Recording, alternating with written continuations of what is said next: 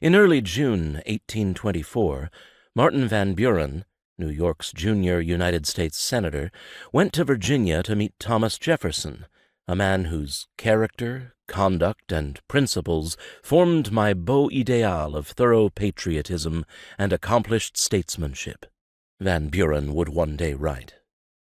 81, ailing and chased by creditors, the former president never refused guests, even though the frequent entertaining added to his money woes.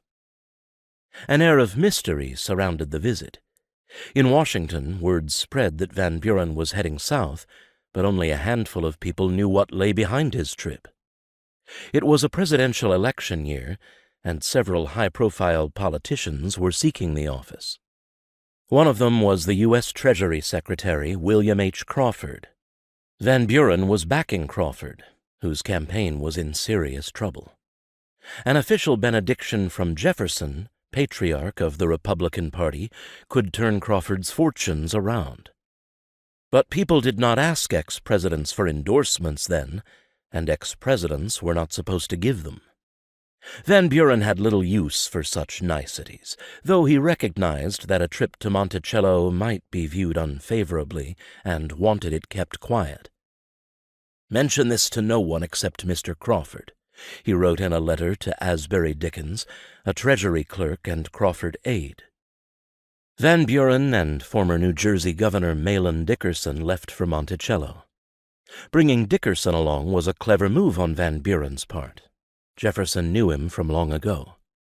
Dickerson had done brief jail time defending the Irish-born journalist William Duane in a sedition trial in Philadelphia in 1801. Few subjects riled Jefferson more than what he called the Reign of Terror, when the John Adams administration jailed dissenting Republicans under the Alien and Sedition Acts. Dickerson's presence was designed to evoke memories of past battles, and to show Jefferson that Van Buren was leading a new generation of politicians carrying on that tradition. Jefferson welcomed his guests with unaffected cordiality, according to Van Buren, and exerted himself cheerfully and heartily to make our visit agreeable.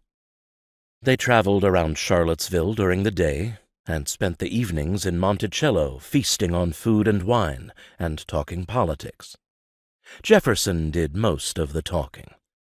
He shared stories about Alexander Hamilton, Patrick Henry, and George Washington, and railed against executive and judicial overreach, the transgressions of Supreme Court Chief Justice John Marshall in particular.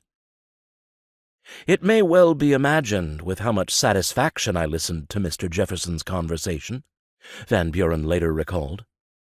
After 2 delightful days, Van Buren told Jefferson that he had to return to Washington for a committee meeting. A disappointed Jefferson told him not to fuss over dreary state affairs. Punctuality, he said, was a losing business.